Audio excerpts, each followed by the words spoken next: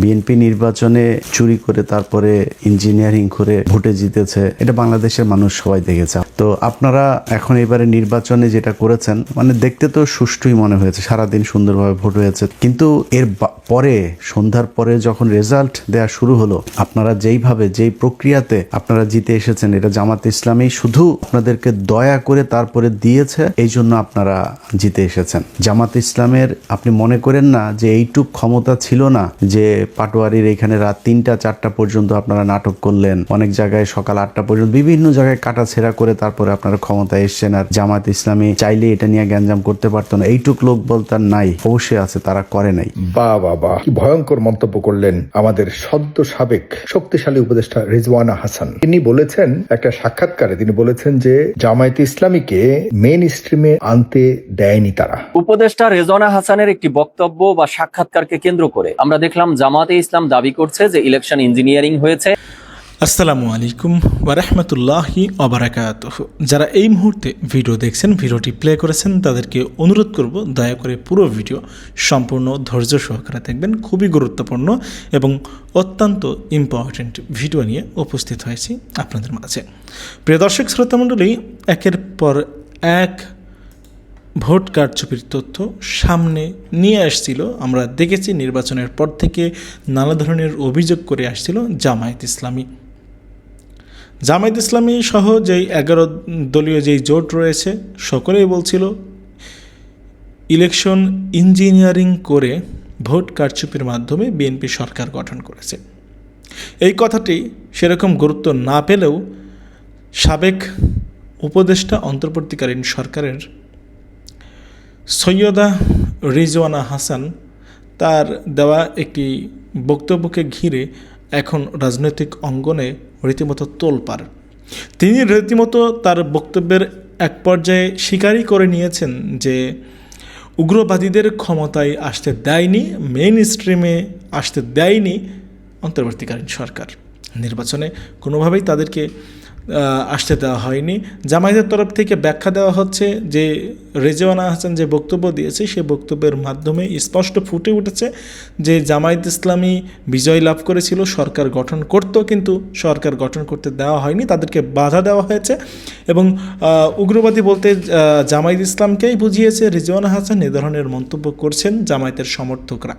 প্রিয় দর্শক শ্রোতামণ্ডলী, সাবেক এই উপদেষ্টারা আসলে কি ভোট কারচুপি এবং ইঞ্জিনিয়ারিংয়ের সঙ্গে জড়িত ছিল, যুক্ত ছিল? সত্যিকার অর্থে কি বিএনপি ইঞ্জিনিয়ারিং করে নির্বাচনে জয়লাভ করেছে? সাংবাদিক ইলিয়াস কি বলছে? সাংবাদিক ইলিয়াস হোসেন বর্তমান সময়ের নিঃসন্দেহে সাহসী সংবাদকর্মী। সাংবাদিক ইলিয়াস ভাই, তিনি কি বক্তব্য রাখলেন রিজওয়ানা হাসানের এই বক্তব্যের প্রেক্ষিতে এবং ইলেকশন ইঞ্জিনিয়ারিং ভোট কারচুপি নিয়ে সাংবাদিক ইলিয়াসের বক্তব্য শুনব। বিএনপিকে নিয়ে তিনি কি বললেন?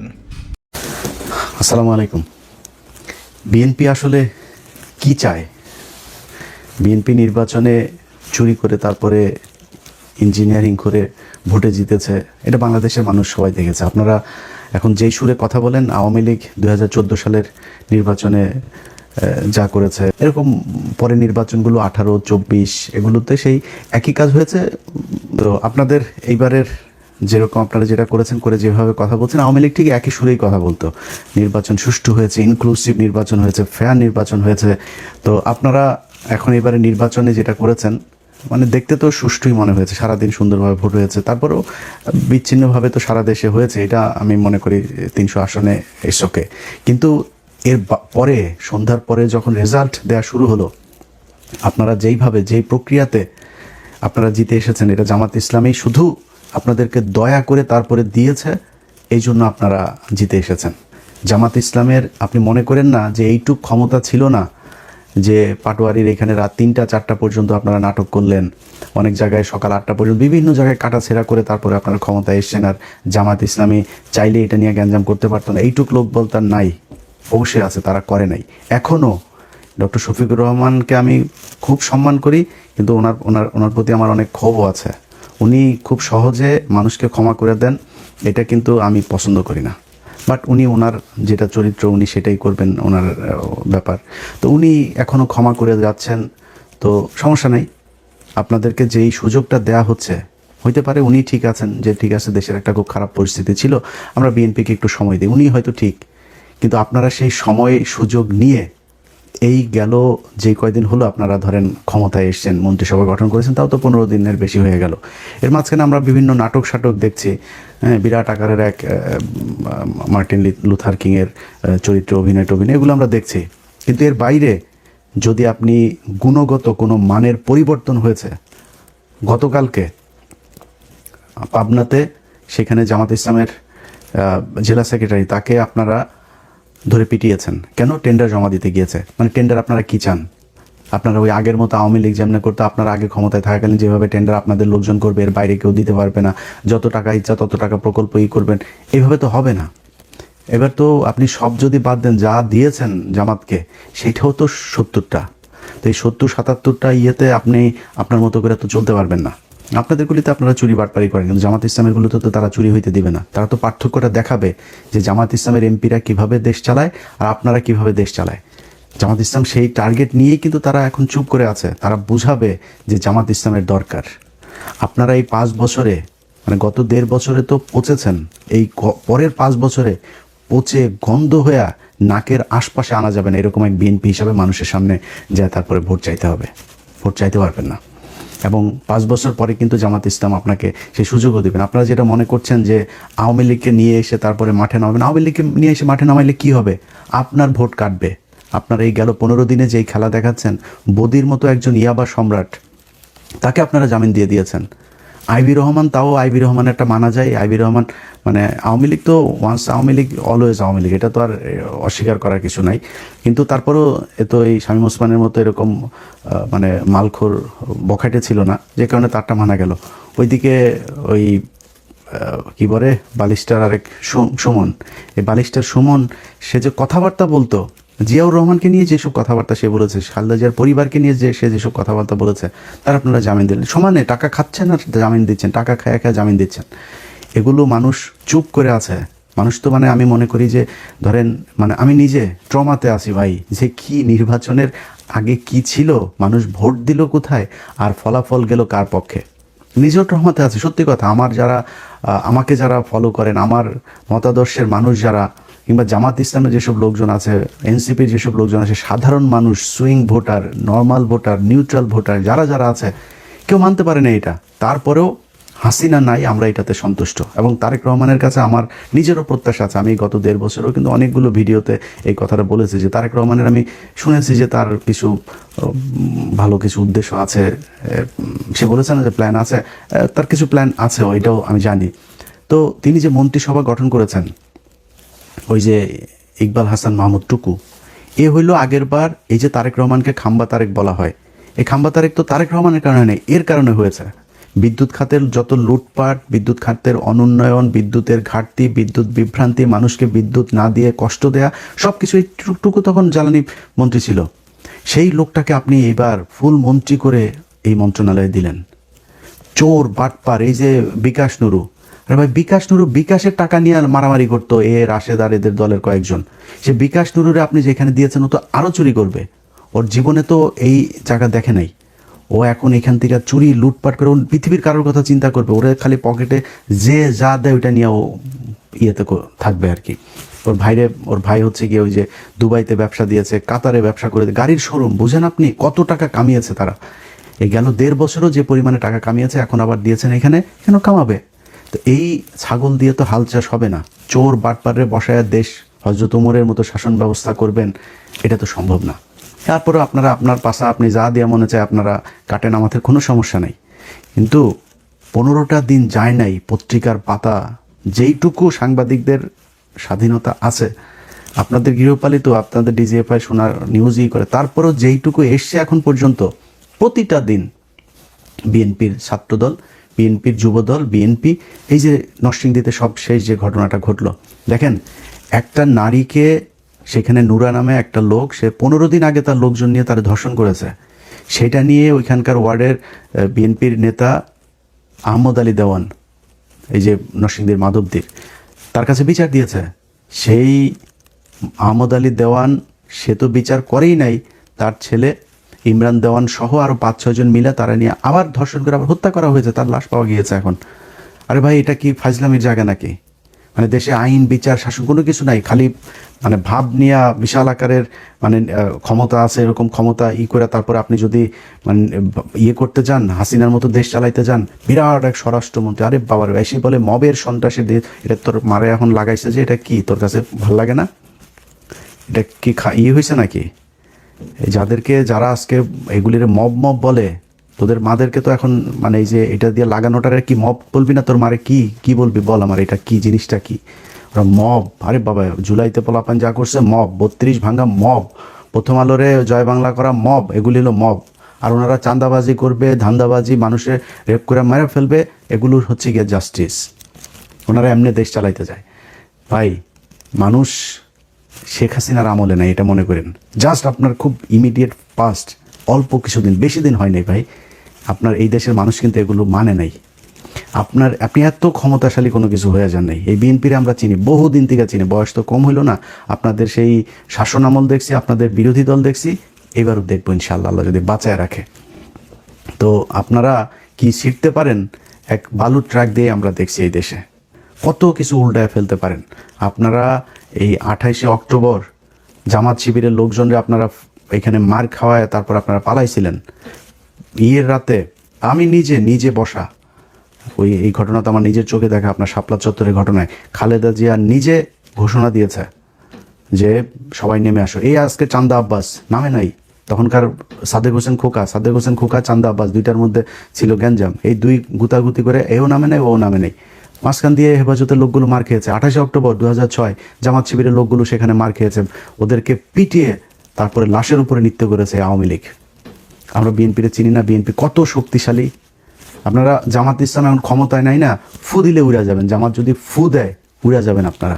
খালি জামাত ইসলাম দায়িত্বশীলতার প্রমাণ দিচ্ছে, তারা দেশে আওয়ামী লীগ ইন্ডিয়ারে আবার ফের সেই জায়গায় আসতে দেন, এই জন্য জামাত চুপ করে আছে। আপনারা যদি সেই আওয়ামী লীগের মতোই করেন, জামাত ইসলাম বেশি দিন চুপ করে থাকবে না, এবং জামাত যদি চুপ করে থাকেও এই দেশের মানুষ কিন্তু চুপ করে থাকবে না, এটা মাথায় রেখেন। অতএব খুব ভালো বলি ভাই, আপনাদেরকে আমরা সময় দিচ্ছি, আমরা কিন্তু সমালোচনা এখন করছি না তেমন একটা। আমরা চাই বিএনপি 5 বছর দেশ চালাক, সুন্দর করে চালাক। বাংলাদেশ তো আর মানে একদম ফেরেস্তা দিয়ে চালানো যাবে না, চুরি বাটপারি করবেন, কিন্তু চুরির কথা শুনবেন, শোনার পরে বিচার করবেন না। সেই পুলিশরা আগের মতো করে করবেন, তারপরে আপনার চুরি করার জন্য টেন্ডারবাজি করবেন ওপেনে। আগের সেই একই সিস্টেমে দেশ চলবে, সরকার চলবে। এই জন্য ভাই 2000 মানুষ 2500 মানুষ মারা যায় নাই। অতএব খুব সাবধানে বিএনপি। গত কয়েকদিনে যদি আমরা পত্রিকার নিউজগুলো যদি খালি দেখি, প্রতিটা দিন আপনারা যা করছেন তার উপরে এসে আবার আওয়ামী লীগের লোকজনকে ছেড়ে দিচ্ছেন। এই সমন্বয়ক এরে কোপায় ওরে কোপায়, এগুলো নিয়ে নিউজও হচ্ছে না। এবং আমি খুব আশ্চর্য হচ্ছি যে এনসিপির পোলাপানগুলো চুপ। তাদের এনসিপির বড় নেতা যারা, তারা বিভিন্ন বিষয় নিয়ে কথা বলে। তাদের সমন্বয়ক মোহাম্মদপুরে একটা ছেলেরে কুপিয়েছে, এদিন মৎস্য ভবনের সামনে আরেকটা ছেলেরে কুপিয়েছে। এটা নিয়ে নিউজই, ওদের ফেসবুকে একটা পোস্টও করে নেই ওরা। এইভাবে মানে করে তারপরে চলছে। এই ফাঁকে আপনারা আওয়ামী লীগের লোকজনকে সমানে জামিন দিয়ে বের করে দিচ্ছেন। প্রতিদিন দলে দলে মানুষ বের হচ্ছে জেলখানা থেকে, শুনছি। তো আমরা চুপ করে আসছি যে কেন? আপনারা যদি ভালো মনে করেন, আপনাদের যদি সমস্যা না হয়, আওয়ামী লীগ বের হলে তো জামাতের সমস্যা না। জামাত বাংলাদেশে থাকবে, জামাতকে আপনি সরাইতে পারবেন না। জামাত যেখানে এসে আল্লাহ যদি চাই এটা সামনের দিকে যাবে, এবং সেটা মানুষ প্রমাণ করে দিয়েছে যে বাংলাদেশের মানুষ জামাতকে পছন্দ করে, তাদেরকেই বিশ্বাস করে, তারা সামনেই যাবে। সামনে আপনারা মুক্তিযোদ্ধার চেতনার দল না, আওয়ামী লীগ কিন্তু মুক্তিযোদ্ধার মূল মানে মালিক, কিন্তু এই 54 বছরে নিজেদেরকে ওই জায়গায় নিয়ে গিয়েছে তারা। ইতিহাস পুরোটা তাদের মতো করে তৈরি করেছে। এখানে আপনি যত কিছুই প্রমাণ করতে যান, সব শেষ যেটা প্রমাণ করতে পারবেন, জিয়াউর রহমান স্বাধীনতার ঘোষণা দিয়েছিল। তো জিয়াউর রহমান স্বাধীনতার ঘোষণা, সেই ইতিহাস তো শেখ মুজিব হলো স্বাধীনতার স্থপতি, পিতা। তা আপনি সেখানে শিশু, আপনি সেই পিতার শিশু হয়ে আপনি তো রাস্তায় থাকতে পারবেন না। সো আওয়ামী লীগ থাকবে যদি আপনি স্বাধীনতার চেতনাধারী হইতে চান, আর জামাত থাকবে। সো আপনাকে ডিসাইড করতে হবে আপনি থাকবেন না আওয়ামী লীগ থাকবে। যদি আওয়ামী লীগকে নিয়ে আসেন, এটা জামাতের কোনো সমস্যা নাই। আমি আজ থেকে সেই 6 মাস আগে জামাতের আমিরের সাথে আমার এখানে দেখা হয়, আমি বলেছিলাম যে ভাই আমি আপনার একটা বেয়াদবি না নিলে একটা রিকোয়েস্ট করবো। হ্যাঁ কি? আমরা হচ্ছে আওয়ামী লীগকে এবার নির্বাচনে আসতে দেন। উনি সোফায় আমরা দুজন পাশাপাশি বসে, উনি পা উঠে কেন ইলিয়াস কেন কি? আমি বললাম এই যদি নাকি এদেরকে আনেন, এদের ভোট কিন্তু বিএনপিকে দিবে, এদেরকে আসতে দেন, 2 দলে ভাগ হবে, মাঝখান দিয়ে আপনারা ক্ষমতায় যাবেন। তো এটা হবে সামনে 5 বছর পরে, আনতে আসতে দেন। আওয়ামী লীগ, আমরা চাই আওয়ামী লীগ ক্ষমতা এই নির্বাচনে আসুক। আওয়ামী লীগ নির্বাচনে 10 বছর পরে আইসা মানুষ সেই 1971 সাল 74 সালে নাই, এখন সব ইউটিউবে ফেসবুকে সব ডকুমেন্টস এভিডেন্স একদম ভিজুয়াল মিডিয়াতে প্রমাণ আছে, এগুলো মানুষ দেখেছে, মানুষ সেই আই উইটনেস সবাই, তারা জানে, তারা নৌকায় যায় ভোট দিবে, এটা মনে করার কারণে। এবার যে ভোট আপনারা যা পেয়েছেন, চুরি না করে যেটা পেয়েছেন, এটা আপনারা আওয়ামী লীগ সব মিলায় সেটা। আর আপনারা কতটুকু পেয়েছেন ভোট জানেন? আপনারা 20% আসন পেয়েছেন। কেন বললাম? কারণ 20% না ভোট না, ওই 20% না ভোট আপনার আর হা ভোটের 80% পুরোটা দাঁড়িপাল্লার ভোট ছিল। তো এটার ওই যে বট মট বলে, বট যদি হয় তো বট তো বটই, বট হইয়া ভোটের কি ইকুয়েশন কি? ভোট যে সারা দেশের ভোটের পার্সেন্টেজ করে কি হয়েছে, 37% ভোট পেয়েছে জামাত ইসলাম। বাংলাদেশে 37% বট, এটা বট যা ভোট দিয়ে আসছে। সো এই নিয়ে সন্তুষ্টি নিয়ে বসে থাকেন আর দেশ এমনি চালান, চালাইতে চালাইতে তারপরে দেখবেন সামনে মানুষ জুতা দিয়া তারপরে গদি থেকে নামাবে। বাহ, কি ভয়ঙ্কর মন্তব্য করলেন আমাদের সদ্য সাবেক শক্তিশালী উপদেষ্টা রিজওয়ানা হাসান। তিনি বলেছেন একটা সাক্ষাৎকারে, তিনি বলেছেন যে জামায়াত ইসলামীকে মেইন স্ট্রিমে আনতে দেয়নি তারা। মানে হলো তার যে সরকার, ইন্টারিম সরকার, ডক্টর মোহাম্মদ ইউনূসের নেতৃত্বে সরকার, তারা জামায়াত ইসলামকে যে কোনো উপায়ে যেন মেইন স্ট্রিমে না আসতে পারে সেই জন্য তারা ভূমিকা রেখেছিলেন। দেখুন, বিএনপির ভাইয়েরা খুশি হবেন না, জামায়াত ইসলামের ভাইয়েরা খুব লাভ দিয়ে উঠবেন না। হ্যাঁ, একটু বুঝি, এখানে জামাত ইসলামীর চেয়েও বিএনপির জন্য তিনি পক্ষে বলতে গিয়ে বিএনপির যেন হোয়াইট লিস্টে তার নামটা থাকে, বিএনপির যেন প্রিয় মানুষদের তালিকায় তার নামটা থাকে, সেটি তিনি করতে গিয়ে বিএনপির বড় ক্ষতি করে ফেলেছেন। একটু শুনুন, আমি আজকে কয়েকটি বিষয় কথা বলবো, শেষ পর্যন্ত শুনবেন। আমি তো কদিন ধরে ইরানের বিষয়ে কথা বলছিলাম, আজকে কেন জানি মনে হলো যে এই কথাগুলি না বললে নাই হবে। কারণ আমাদের দেশীয় রাজনীতিতে দিনকে দিন আস্তে আস্তে যেই ধরনের ষড়যন্ত্র তত্ত্বগুলি বের হচ্ছে, এগুলি আমাদের সামনের সময়ে একটা অঘটন ঘটাবার পূর্বাভাস আমার কাছে মনে হচ্ছে। তিনি বলেছেন যে তিনি বা তারা বলতে কারা, মানে ইন্টারিম সরকার চায়নি যে জামাত ইসলামের অবস্থান কোনোভাবে মেইন স্ট্রিমে আসুক, মানে প্রধান সারির রাজনৈতিক দলে যাতে না আসতে পারে, সেই জন্য সর্বাত্মক চেষ্টা করেছেন, যেটি তিনি অকপটে স্বীকার করেছেন। তিনি জেনে শুনে স্বীকার করেছেন নাকি মুখ ফুসকে বের হয়ে গেছে এটা জানি না, তবে এই ধরনের কথা তিনি বলে তিনি ভয়ঙ্কর একটা জায়গায় বাংলাদেশের রাজনীতিকে নিয়ে এসছেন। কেন বললাম? বিশেষ করে বিএনপির যে একটা বিশাল বিজয়, বিএনপির ভাইদের জন্য কেন বললাম যে আপনারা খুশি হবেন না, এই কারণেই বলছি, আপনাদের যে বিজয়টা, একটা ল্যান্ডস্লাইড যে বিজয় আপনারা এনেছেন, এটিকে তিনি প্রশ্নবিদ্ধ করেছেন সরাসরি। তিনি বুঝিয়েছেন যে তাদের ইচ্ছাতেই আপনারা ল্যান্ডস্লাইড ভিক্টরি পেয়েছেন, আপনাদেরকে তার সরকার ষড়যন্ত্র করে হোক আর পরিকল্পনা করে হোক বিএনপিকে ক্ষমতায় আসার জন্য, আনবার জন্য তারা চেষ্টা করেছে। কারণ বিপরীতে ছিল জামায়াত ইসলাম, এবং জামায়াত ইসলামকে তারা যেহেতু পরিকল্পনা করে ক্ষমতায় আসতে দেয়নি, তার মানে বিএনপির পথ সেখানে সহজ ছিল। এটি কি বিএনপির জন্য ভালো? বিএনপির এই যে লাখো লাখো কোটি কোটি সমর্থক বিএনপিকে ভোট দিয়ে নির্বাচিত করেছে, এই যে মেজরিটি আসনগুলি পেয়ে সহজে সরকার গঠন করতে যে পথ সুগম হয়েছে একটা চমৎকার নির্বাচনের মাধ্যমে, তথাকথিত এখন বলতে হচ্ছে, যেহেতু জনাব রেজওয়ানা হাসান বলেছেন যে তিনি চেষ্টা বা তারা চেষ্টার মাধ্যমেই কিন্তু মেইন স্ট্রিমে জামায়াতকে আসতে দেওয়া হয়নি। আমি জামায়াতকে পছন্দ করি, আপনি পছন্দ করেন না করেন, বিএনপিকে আমি পছন্দ করি না করি, আমাদের এগুলি কিছু যায় আসে না। কে ক্ষমতায় আসলেও আমি বলেছি বারবার, কিছু যায় আসে না। তবে আমি ব্যক্তিগতভাবে অ্যান্টি ইনকাম্বেন্সিতে সবসময় থাকতে পছন্দ করি। আমার অনেক পরিচিত প্রিয় মুখরা এখন বা দেখা যাচ্ছে মন্ত্রী আছে, আমি তাদেরকে ফোন দিতেও আমার ইচ্ছা হয় না। কারণ হলো তাদের সুসময় ছিলাম, এখন আর থাকতে চাই না, মানে তাদের দুঃসময় ছিলাম, এখন আর থাকতে চাই না, তাদের সুসময় শুরু। তারা আবার যখন স্বাভাবিক অবস্থায় ফিরে আসবে তখন হয়তো আমার সাথে ভালো সম্পর্ক হবে। আমি এই ধরনের মানুষ, কারণ আমার সবসময় প্রশ্ন করতে ইচ্ছে করে। আমি সবসময় যারা নিপীড়িত, যারা বঞ্চিত, তাদের পক্ষে থাকতে আমার পছন্দ হয়। যে কারণে আমি বলছি, বিএনপির দীর্ঘদিন 17 বছর ক্ষমতার বাইরে থেকে যে নির্যাতন নিপীড়ন হয়েছে, আমি স্পষ্টভাবে বলে দিচ্ছি, বাংলাদেশের ইতিহাস কেন, পৃথিবীর অনেক ইতিহাসে বিএনপির তারেক রহমানের পরিবারের মতো এতটা নিপীড়িত নির্যাতিত পরিবার নাই। রাজনৈতিক মহলে, রাজনৈতিক যত পরিবার আছে পৃথিবীতে, এতটা মানে নির্যাতিত, এতটা কষ্ট করে পরিবারকে ব্রোকেন একটা ফ্যামিলির মধ্যে থাকা অবস্থা, তো প্রায় দীর্ঘদিন নির্বাসিত থাকার পর আবার দেশে এসে এই ধরনের পরিস্থিতির মাধ্যমে, 24-এর মতো একটা পরিস্থিতির মাধ্যমে তারা সরকার গঠন করতে পারার পর এখনই আমরা যে বলবো তাদের সুখের দিন শুরু হয়েছে, ব্যাপারটা তা নয়। এখন আমার কাছে মনে হচ্ছে প্রশ্নটি এখন তুলেছেন রেজওয়ানা হাসান। এত কষ্টের পর বিএনপির ল্যান্ডস্লাইড ভিক্টরিকে তিনি বৃদ্ধাঙ্গুল দেখিয়েছেন এবং বিএনপির সবচেয়ে বড় ক্ষতি করেছেন এই নারী, সবচেয়ে বড় ক্ষতি করেছেন এই নারী। এই নারীর বিরুদ্ধে কি কি আছে, কি কি অভিযোগ উঠেছে ইতিমধ্যে আপনাদেরকে আমি সেটা পরে বলছি। আর পাশাপাশি জামাত ইসলামের কি করলেন তিনি?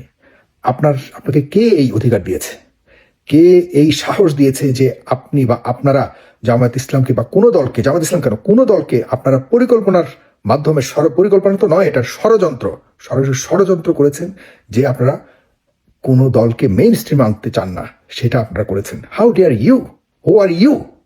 আপনাকে যে উপদেষ্টা বানিয়েছে আপনার কিসের যোগ্যতা আছে, আপনার কি যোগ্যতা আছে? আপনি বহু বড় বড় যে রিয়েল এস্টেট কোম্পানিগুলির বিরুদ্ধে পরিকল্পনার সাথে আপনি মামলা করে করে আপনি সেখানে কোটি কোটি টাকার দুর্নীতি করেছেন, এরকম অনেক অভিযোগ রয়েছে, অনেক অভিযোগ রয়েছে। বেলা নামক একটা সংগঠন করে আপনি, সেগুলি নিয়ে আমি এখন কথা বলতে চাই না, কিন্তু আপনি যে এই দুঃসাহস দেখালেন আমাদের পুরো এই যে নির্বাচনটাকে, 12 ফেব্রুয়ারি নির্বাচনটাকে আপনি সম্পূর্ণ প্রশ্নবিদ্ধ করেছেন। এই জন্য আপনাকে অবশ্যই মানে কোথাও না কোথাও এর জবাব দিয়ে কঠিনভাবে করতে হবে। এটা এত সহজে এই বিষয়টা সমাধান হবে না। সামনে ভয়াবহ একটা বিষয় বা এই কথাগুলি নিয়ে সামনে একটা ভয়াবহ কনফ্লিক্ট হবে, রাজনীতিতে একটা বড় ধরনের অবস্টাকল তৈরি হবে। সেটার জন্য আপনাকে এগুলি জবাব দিয়ে করতে হবে রিজওয়ানা হাসান। 1, 2 হলো এই রিজওয়ানা হাসানকে কিসের বদৌলতে, কিসের যোগ্যতায় তাকে তিনি থেকে শুরু করে এই যে পুরো সিন্ডিকেটটা এই 2-3টা ছেলে সহকারে, যে ছেলেগুলির ব্যাপারে এখন পর্যন্ত দুর্নীতির অভিযোগ বের হচ্ছে, তারা এখন ইদানিংকালে যেসব স্টেটমেন্ট প্রকাশ করছে, আমি জানি না। আপনি দেখুন, জামাত ইসলাম বা শিবিরের মানুষজনকে বলি, আপনারা খুব মানে অতিরিক্ত মানুষকে মাথায় তুলে ফেলেন, আবার মানুষকে হঠাৎ করে এমনভাবে আছাড় মারেন। এসব কারণে আপনাদের এই ভালো অতিরিক্ত ভালোবেসে কাউকে মাথায় তুলে যখন আপনারা কিছু কিছু অন্যায়কে, তাদের অন্যায়কে পর্যন্ত আপনারা সরাসরি ডিক্লাইন করে কিছু কিছু অন্যায়কেও আপনারা দেখা যাচ্ছে যে স্বাভাবিক করবার ক্ষেত্রে ভূমিকা রাখেন, এটি ঠিক নয়, এটি আসলেই উচিত নয়। আপনাদেরকে অবশ্যই বাস্তবতা মানা উচিত। কারণ হলো যখন কারো বিরুদ্ধে কোনো অভিযোগ ওঠে, সেই অভিযোগগুলো যাচাই বাছাই করে এরপর আপনাদের তার পক্ষ বা তার বিপক্ষ নেওয়া উচিত। কিন্তু আমরা দেখতে পাচ্ছি যে আপনাদের পক্ষে যদি কেউ থাকে, তার বিরুদ্ধে কোনো ধরনের অভিযোগ উঠলেই আপনারা সেই অভিযোগকর্তা বা সেই অভিযোগকারীর বিরুদ্ধে আপনারা একটা মানে গ্রুপ লেগে যান যে তাকে যে করেই হোক তার সম্মান হানি করতে হবে। এগুলি ছাড়ুন, প্লিজ, এগুলি ছাড়ুন। বহু কষ্ট করেছেন আপনারা গত 17 বছরে, আপনারা কেউই রাজনীতি করতে পারেন না, আপনাদের শীর্ষ নেতাদেরকে হত্যা করা হয়েছে, আপনারা এখনো পর্যন্ত একটা পরীক্ষিত সময় পার করছেন, খুব মুমূর্ষ সময় পার করছেন। সুতরাং আপনাদের ভালোর জন্য বলি, আপনারা যে কাউকে মাথায় উঠাবেন না, আবার যে কাউকেই পদদলিত করবেন না। আপনাদের এই অভ্যেসটা ছাড়ুন, আপনাদের প্রতি এই অভ্যেসটা প্রত্যেকটা মহল থেকে আসে। আমি আপনাদের একজন শুভাকাঙ্ক্ষী হিসেবে বলছি, আপনাদের এই আচরণ ছাড়ুন। আপনারা দয়া করে যাকে যেখানে যে যোগ্যতা অনুযায়ী যাকে যেখানে সম্মান দেওয়া উচিত সেখানে দিন, আর যাকে দেওয়ার দরকার নাই প্রয়োজনে দিয়েন না। তবে দিয়ে কাউকে মাথায় উঠে আবার সময় আপনাদের যখনই কোনো না কোনো একটা মানে আপনাদের পক্ষের না হবে তাকে আছাড় মেরে ফেলে দেওয়া, অপমান করা, এগুলি করবেন না। এইসব বিষয় টাইম ওভার। এখন আমরা নতুন বাংলাদেশের চিন্তা আছি। দয়া করে যারা অপরাধী তাদের অপরাধগুলিকে সামনে আনবার জন্য সহযোগিতা করুন। আমি এই বিষয়গুলি এই কারণে বললাম, রেজওয়ানা হাসানকে স্পষ্ট করতে হবে তিনি কি বোঝাতে চেয়েছেন। তিনি নির্বাচনকে প্রশ্নবিদ্ধ করেছেন, তিনি বিএনপির বর্তমান সরকার গঠনকে সম্পূর্ণভাবে প্রশ্নবিদ্ধ করেছেন, এবং জামাত ইসলামকে তিনি আরেকটা বিষয় জামাত ইসলামের ব্যাপার বলেছেন যে জামাত ইসলামের একটা বিষয়, সেটা হলো নারী স্বাধীনতা বা নারীদের ক্ষমতায়নে যেন স্পষ্ট হতে পারে, সেগুলিকে তিনি নিশ্চিত করতে চান। আপনি জামাত ইসলামের নারীদের অধিকার সম্পর্কে আপনাকে কেউ দায়িত্ব দিয়েছে এককভাবে যে আপনি এটি করতে গিয়ে আপনি তাদের নাগরিক অধিকার, তাদের গণতান্ত্রিক অধিকার, তাদের নির্বাচনের অধিকার, এগুলি আপনি ষড়যন্ত্র করে নস্যাৎ করবেন? আপনাদের মতো মানুষ অযোগ্য, আপনাদের মতো এই টাইপের বেইমান পাবলিক যারা সুযোগ পেয়ে সরকারের বিভিন্ন ধরনের সুবিধা গ্রহণ করে আবার এখন থেকে দেখেন সবগুলি এই যে টাইপের ব্রিগেডিয়ার স্বাক্ষর টাক্ষর যেগুলি আছে, এগুলি আবার এখন দেখবেন যে সব নর্মাল চলে গেছে, সরকারের সকল রস টস খেয়ে এখন আবার এই মিনমিন করে কথা বলবে। আবার কোনো একটা যখন দেশের একটা পরিবর্তনের মতো বা সরকার সুযোগ নেওয়ার মতো আবার একটা অবস্থা তৈরি হবে, আবার এগুলি আবার বের হবে। এগুলো একটা সিন্ডিকেট। এই টাইপের মানুষগুলিকে আমাদের ইগনোর করা উচিত। উপদেষ্টা রেজওয়ানা হাসানের একটি বক্তব্য বা সাক্ষাৎকারকে কেন্দ্র করে আমরা দেখলাম জামাতে ইসলাম দাবি করছে যে ইলেকশন ইঞ্জিনিয়ারিং হয়েছে, নির্বাচন সুষ্ঠু হয়নি। আর এই লক্ষ্যে জামাত ইসলাম আবার রাজসাক্ষী হিসাবে মানছে সেই উপদেষ্টা রেজওয়ানা হাসানকে, এবং জামাত ইসলামের পক্ষ থেকে তারা বিক্ষোভের ডাক দিয়েছে এই উপদেষ্টা রেজওয়ানা হাসান এবং উপদেষ্টা খলিলুর রহমানকে গ্রেফতার করতে হবে। তো দর্শক শ্রোতা, আজকে এই বিষয় নিয়ে কথা বলবো। চলুন ডিরেক্ট হিট দ্য পয়েন্টে।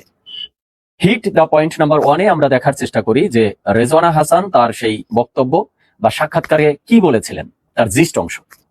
তিনি বলেছেন যে যেই গোষ্ঠীটি উগ্রবাদ ছড়াচ্ছে, একটা গোষ্ঠী বা তারা মৌলবাদ ছড়াচ্ছে, নারীদের অধিকারে বিশ্বাস করে না, নারীদের অধিকারকে বুঝিয়ে দিতে চায় না, এক কথায় নারী বিদ্বেষী, এই গোষ্ঠীটা বা এরা যাতে এই রাষ্ট্রের মেইন স্ট্রিমে আসতে না পারে, এবং আমরা তাদেরকে মেইন স্ট্রিমে আসতে দেইনি। দুটো বক্তব্য, একটা হলো তারা যাতে মেইন স্ট্রিমে আসতে না পারে এবং কিছু ক্রাইটেরিয়া বলেছে এই গ্রুপটার, আরেকটা হলো আমরা তাদেরকে ক্ষমতা মানে রাষ্ট্রের মেইন স্ট্রিমে বা ক্ষমতায় যাই বলি না কেন, তাদেরকে আমরা আসতে দেইনি। সাংবাদিক তাকে পরে প্রশ্ন করেছিল যে এমন একটা দল তো বর্তমান বিরোধী দলের মধ্যে আছে। এই ছিল বক্তব্যের জিস্ট অংশ। তো এখান থেকে জামাতে ইসলাম পিক করে নিয়েছে যে আমরা তাদেরকে রাষ্ট্র ক্ষমতায় আসতে দেইনি বা মেইন স্ট্রিমে রাষ্ট্রে আসতে দেইনি, তার মানে এটা জামাতকে বোঝানো হয়েছে জামাত আসলে জিতেছিল, তাদেরকে ক্ষমতায় আসতে দেয়া হয়নি ইলেকশন ইঞ্জিনিয়ারিং এর মধ্য দিয়ে। কিন্তু আমার কথা হলো, জামাত এই অংশটা পিক করে তাদের মধ্যে ধরে নিবে, তাদের সম্পর্কে ধরে নিবে, তাহলে তো বক্তব্যের আগের অংশটাও তাদেরকে নিতে হবে। আগের অংশে কিছু ক্রাইটেরিয়া ছিল, 1 হলো উগ্রবাদ, 2 মৌলবাদ, 3 নারী বিদ্বেষী। তাহলে জামাত ইসলাম কি এই 3টা ক্রাইটেরিয়া মেনে নিয়েছে? জামাত ইসলাম কি মেনে নিয়েছে তারা মৌলবাদ? জামাত ইসলাম উইলিংলি মেনে নিয়েছে তারা উগ্রবাদ? জামাত ইসলাম মেনে নিয়েছে তারা নারী বিদ্বেষী, নারীদের অধিকারে তারা বিশ্বাস করে না? যদি ওই অংশ মেনে না নেয়, তাহলে শুধু এই অংশ ধরে তো তারা অভিযোগ তুলতে পারে না। পরবর্তীতে রেজওয়ানা হাসান উপদেষ্টা তাকে ক্লারিফাই করতে দেখেছি। তিনি বলেছেন যে আমি কোনো রাজনৈতিক দলকে মিন করে কথা বলিনি, আমি একটা গোষ্ঠীকে মিন করে কথা বলেছি। এবার আমি যদি উপদেষ্টা রেজওয়ানার এই দ্বিতীয় বক্তব্যটি একটু বিশ্লেষণ করি, তিনি যে বলেছেন আমি একটি গোষ্ঠীকে মিন করে কথা বলেছি, সেই গোষ্ঠীটি তাহলে কারা? আমরা তো 5 অগস্টের পরে দেখেছিলাম তৌহিদি জনতার নামে, ঈমান আকীদা রক্ষা কমিটির নামে বা বিভিন্ন নামে বিভিন্ন ব্যানারে আইন আদালতের তোয়াক্কা না করে আইন আদালত নিজের হাতে তুলে নিয়ে যেভাবে সারা দেশে মব সন্ত্রাস চালানো হয়েছে, ধ্বংসযজ্ঞ চালানো হয়েছে, এরা কারা ছিল? এরা তো সেই মৌলবাদী গোষ্ঠী ছিল, এরা তো সেই উগ্রবাদী গোষ্ঠী ছিল, এরা নারীদের অধিকারে বিশ্বাসী ছিল না। এদেরকে আমরা দেখেছি কবর থেকে লাশ পিটিয়ে তুলতে, লাশকে আগুন ধরিয়ে দেওয়ার মতো বিভৎস কর্মকাণ্ড তাদেরকে করতে দেখেছি। জলজন্ত মানুষ দীপু দাসকে পিটিয়ে গাছে ঝুলিয়ে আগুন জ্বালিয়ে দিয়ে হত্যা করতে আমরা দেখেছি। হাজার হাজার মাজার ভাঙচুর করতে, মাজারে লুটপাট করতে তাদেরকে দেখেছি। এরপরে বিভিন্ন নায়িকা বা সঙ্গীত শিল্পী গানের অনুষ্ঠান বন্ধ করে দিতে সেখানে প্রকাশ্যে এসে মারামারি পিটাপিটি করতে তাদেরকে দেখেছি। তো তাহলে রেজওয়ানা হাসানের এই বক্তব্যটা যদি তিনি ওই 5ই অগস্টের পর থেকে যেই মব সন্ত্রাস ছিল তাদেরকে মিন করে থাকে, তাহলে আমি তো দেখি যে ঠিকই বলেছে। তাহলে আমার প্রশ্ন হলো, জামাত এই ক্ষেত্রে মানে এই কথা নিজেদের গায়ে মাখালো কেন? এটা কি জামাত তাদের বিচক্ষণতার পরিচয় দিল, না জামাত এখানে তাদের দুর্বলতার পরিচয় দিল, কোনটা? এবার আসি হিট দ্য পয়েন্ট নাম্বার 2। এই যে বিভিন্ন সময় ইলেকশন ইঞ্জিনিয়ারিং এর দাবি তোলা হয়, আচ্ছা এর পেছনে মানে এভিডেন্স কি আছে? স্ট্রং এভিডেন্স কি? কোনো এভিডেন্স নেই, শুধু মানুষের মুখের কথা কি এভিডেন্স হিসাবে দাঁড় করানো হচ্ছে। কারণ কয়েকদিন আগে আমরা দেখেছি জামাতের আমির সাহেবও বলেছেন যে দেশের জনগণ বলছে যে আপনারাই জিতেছিলেন, আপনাদেরকে হারানো হয়েছে, কায়দা করে আপনাদেরকে হারানো হয়েছে। তার মানে এভিডেন্স কি? মানুষের মুখের কথা। তো মানুষের মুখে তো এমন অভিযোগও রয়েছে যে স্বয়ং জামাতের আমির সাহেবকে জিতানো হয়েছে মামুনুল হকের আসনের সাথে কম্প্রোমাইজ করে, এনসিপির প্রধান নাহিদ ইসলামকে জিতানো হয়েছে ঢাকা 8-এর মির্জা আব্বাস এবং নাসিরউদ্দিন পাটোয়ারির আসনের সাথে কম্প্রোমাইজ করে। তাহলে সেই অভিযোগগুলোও তো নিতে হবে। প্রিয় দর্শক শ্রোতা মণ্ডলী, আপনারা দেখতে পারলেন ব্যক্তিগত মতামত অবশ্যই কমেন্ট করবেন, আপনারা জানাবেন আপনাদের মতামত কি, আপনারা কি বলতে চান। প্রিয় দর্শক শ্রোতা মণ্ডলী, সাংবাদিক ইলিয়াস ভাই যেটি বলেছেন যে বিএনপি সরকার বেশি দিন টিকে থাকতে পারবে না যদি দেশ ও জনগণের জন্য কাজ না করে, এবং তিনি স্পষ্ট করছেন যে ইঞ্জিনিয়ারিং করে ভোট কারচুপির মাধ্যমে সরকার গঠন করেছে তারা। আসলে আপনারা কি মনে করছেন? প্রিয় দর্শক শ্রোতা মণ্ডলী, আপনারা কি মনে করেন জামায়াত ইসলামকে ইচ্ছাকৃতভাবে পরাজিত করা হয়েছে, তাদেরকে ভোটে ক্ষমতায় যেতে দেওয়া হয়নি, তাদের জয় ছিনিয়ে নেওয়া হয়েছে? আপনারা কি সেটা মানেন এবং বিশ্বাস করেন? অবশ্যই কমেন্টে আপনাদের ব্যক্তিগত মূল্যবোধের জায়গা থেকে জানাবেন আপনাদের মতামত কি, আপনারা কি বলতে চান। সাংবাদিক ইলিয়াস ভাই যে কথাগুলো বললো সে কথাগুলোর সঙ্গে কতটা একমত পোষণ করছেন সেটিও কমেন্ট করবেন। আজকের মতো বিদায় নিতে চাই আপনাদের কাছ থেকে। দেখা হবে হয়তো আরও অন্য কোনো একটা ভিডিওতে। সে পর্যন্ত ভালো থাকবেন এবং সুস্থ থাকবেন। আমাদের চ্যানেলে যদি আপনারা নতুন হয়ে থাকেন অবশ্যই আমাদের চ্যানেলটা সাবস্ক্রাইব করে পাশে থাকা বেল বাটনটি ক্লিক করে রাখবেন এবং পরবর্তী সমস্ত আপডেট, সকল খবর এবং সকল ভিডিও সবার আগে পাওয়ার জন্য পাশে থাকা বেল বাটনটি ক্লিক করে রাখবেন। আল্লাহ হাফিজ। আসসালামু আলাইকুম ওয়া রাহমাতুল্লাহি ওয়া বারাকাতুহু।